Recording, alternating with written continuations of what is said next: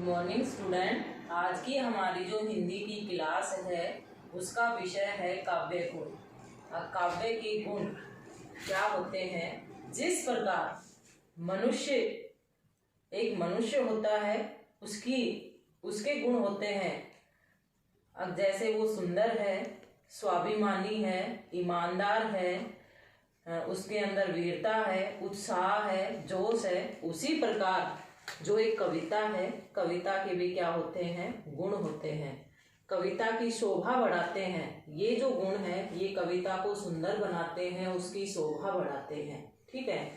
एक हमारा रसास्वाद के समय सामाजिक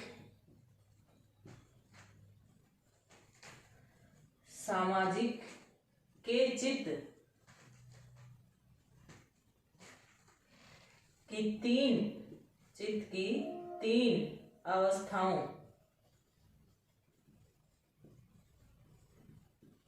के आधार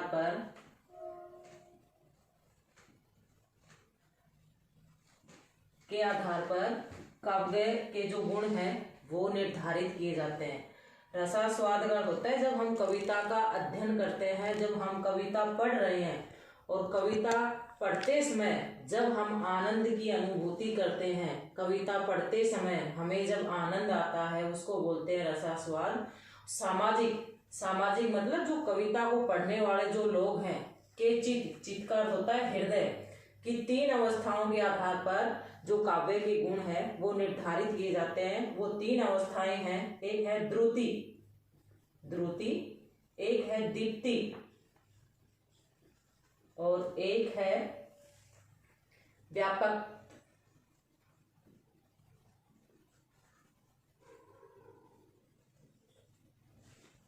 द्रुति का होता है पिघलना और दीप्ति का होता है चमक या जोश में आना और व्यापकता का होता है अर्थ का फैल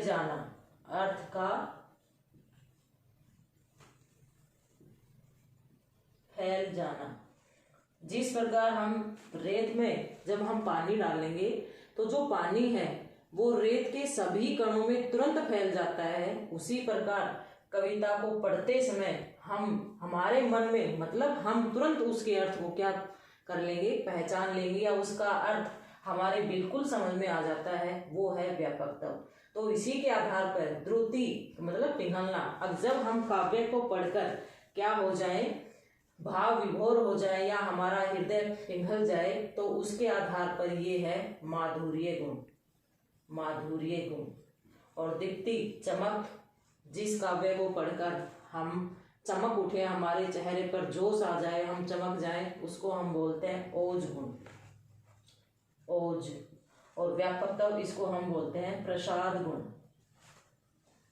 तो इस प्रकार काव्य के तीन गुण हुए विद्वानों के अनुसार। वैसे विभिन्न विद्वानों ने अलग अलग, किसी ने 10 गुण बताए हैं, किसी ने 15 बताए हैं, किसी ने 7 बताए हैं, लेकिन प्रमुख रूप से 3 गुण हमारे सामने आते हैं निकलकर। एक है माधुर्य गुण,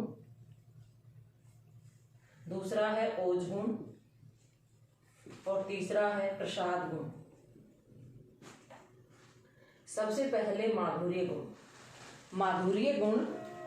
अब भाई जिस काव्य को पढ़कर जो पाठक है उसका जो हृदय है, उसका जो चित्त है वो द्रवित हो उठे, अर्थात वो पिघल जाए, उसको हम क्या बोलते हैं? उस काव्य में कौन सा गुण है? माधुर्य गुण है। माधुर्य जो गुण है वो कहाँ कहाँ होता है? एक होता है श्रृंगार रस में, जहाँ काव्य में श्रृंगार रस है वहां पर कौन सा गुण होगा? माधुर्य गुण होगा। श्रृंगार रस मतलब स्त्री पुरुष का जो प्रेम है, प्रेम 3 प्रकार के होते हैं। स्त्री पुरुष का जो प्रेम है वो श्रृंगार रस है। एक है भक्ति रस, भक्ति ईश्वर के प्रति जो हमारा प्रेम है वो है भक्ति। और एक है वात्सल्य मतलब छोटों के प्रति या बच्चों के प्रति जो हमारा प्रेम है वो क्या है? वात्सल्य रस है। इसके साथ जहां पर भी हास्य रस होगा, हास्य रस होगा कविता में और एक करुण रस होगा, वहां पर क्या होगा, माधुर्य गुण होगा। अब कोमल भावों वाले, जो कोमल भाव वाले, कोमल भाव वाला जो भी काव्य होगा, वहां पर कौन सा हमारा रस होगा, सॉरी कौन सा गुण होगा, माधुर्य गुण होगा। समझ में आया ये। अगला है ओज गुण।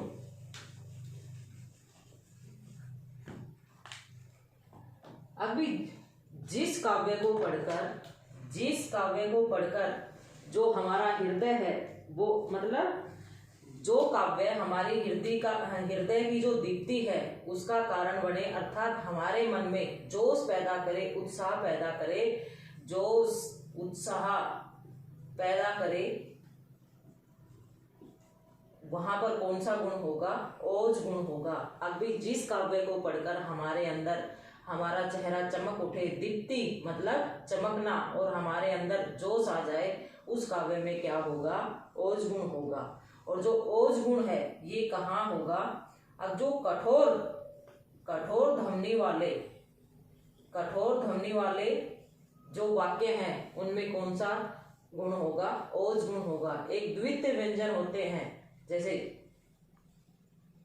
खंड, जो द्वितीय व्यंजन मतलब एक व्यंजन जब दो बार आता है एक साथ, तो उसको हम द्वितीय व्यंजन बोलते हैं। वहां पर भी क्या होगा, ओज गुण होगा। ठीक है। अभी जिस काव्य को पढ़कर हमारे मन में जोश पैदा हो, उत्साह पैदा हो, वो काव्य कौन सा गुण है, काव्य का ओज गुण है। अब आता है प्रसाद गुण।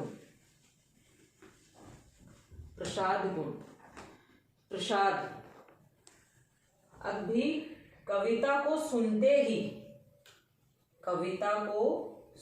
ही उसका अर्थ क्या हो, हमारी समझ में आ जाए, अर्थ समझ में आ जाए, वहां पर कौन सा गुण होगा, प्रसाद गुण होगा। वहां पर कौन सा गुण है, प्रसाद गुण है। जैसे इसका एक उदाहरण देती हूँ, गुरु गोविंद दोऊ खड़े, गुरु गोविंद दोऊ खड़े,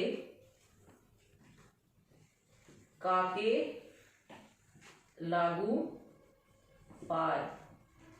ये पहरा आपने तीसरी, चौथी, पांचवी, छठी, सातवीं हर क्लास में आपने बहुत सुना होगा। कबीरदास जी का दोहा है, गुरु गोविंद दोऊ खड़े, काके लागू पाय, बलिहारी गुरु आपने, जिन्हें गोविंद दियो बताए। अभी गुरु और गोविंद मतलब ईश्वर, गुरु माने जो हमारे गुरु हैं, जो हमें शिक्षा दे रहे हैं, दोनों खड़े हैं, तो हमें सबसे पहले किसके पैर पकड़ूं, अब गुरु गोविंद दोऊ खड़े, काके लागू पाए। अब मैं सबसे पहले किसके चरण स्पर्श करूं या किसको प्रणाम करूं, तो कहते हैं बलिहारी गुरु आपने। अब मैं तो सबसे पहले अपने गुरु के चरण स्पर्श करूंगी या गुरु को प्रणाम करूंगी, क्योंकि गुरु ही वो व्यक्ति है जिसने हमें गोविंद का मार्ग बताया है, जिसने हमें गोविंद से मिलाया है, अर्थात गुरु ने हमें ज्ञान दिया है। उस ज्ञान के आधार पर हमें अपने ईश्वर की क्या हुई है, प्राप्ति हुई है। तो ये जो दोहा है, ये जो पद है, इसको हमने पढ़ते ही इसका जो अर्थ है बिल्कुल हमारी समझ में आ गया तुरंत। मतलब पानी की तरह हमारे चित्त को क्या कर दिया, पवित्र कर दिया, कोमल कर दिया, बिल्कुल फैल गए अर्थ। मतलब जैसे ही हमने पढ़ा वो बिल्कुल पानी की तरह फैल गया अर्थ। अर्थात यहाँ पर कौन सा गुण है काव्य का, प्रसाद गुण है।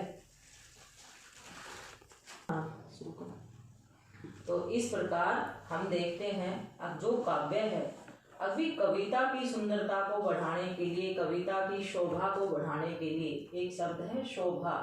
अब कविता की शोभा बढ़ाने वाले जो कारक हैं वो क्या कहलाते हैं, कारक क्या कहलाते हैं, काव्य के गुण कहलाते हैं। और हमने देखा काव्य के 3 गुण हैं, एक है प्रसाद गुण, दूसरा है माधुर्य गुण और तीसरा है ओज गुण। अभी जिस प्रकार किसी व्यक्ति के व्यवहार के गुण होते हैं, किसी व्यक्ति की पहचान होती है कि वो ईमानदार है, वो स्वाभिमानी है, वो सुंदर है, वो मतलब शक्तिशाली है, उसी प्रकार कविता के भी क्या होते हैं गुण होते हैं जो कविता की सुंदरता को बढ़ाते हैं, कविता की शोभा को बढ़ाते हैं। तो वो 3 गुण हैं हमारे, प्रसाद गुण, माधुर्य गुण और ओज गुण। ठीक है। प्रसाद गुण वो गुण होता है कविता को पढ़ते ही उसका जो अर्थ है हमारी समझ में तुरंत आ जाए, वो क्या है, प्रसाद गुण है। माधुर्य गुण, अभी जिस काव्य को पढ़कर हमारा जो मन है वो द्रवित हो उठे, हमारा मन पिघल जाए, उसको हम क्या बोलते हैं, माधुर्य गुण बोलते हैं। ओज गुण, अभी जिस काव्य को पढ़कर, जिस कविता को पढ़कर हमारे मन में जोश पैदा हो, हमारा मन चमक जाए, दीप्ति आए हमारे ऊपर दीप्ति आए, या हमारे मन में जोश पैदा हो, उत्साह पैदा हो, तो वो क्या होता है, ओज गुण होता है। आ गया समझ में। आज की हमारी जो कक्षा है उसका जो विषय था काव्य के गुण, मेरे हिसाब से सभी बच्चों को समझ में आ गया होगा। तो आज हमारा जो टॉपिक है वो काव्य के गुण है, और हमारी जो क्लास है वो यहीं पर समाप्त होती है। धन्यवाद।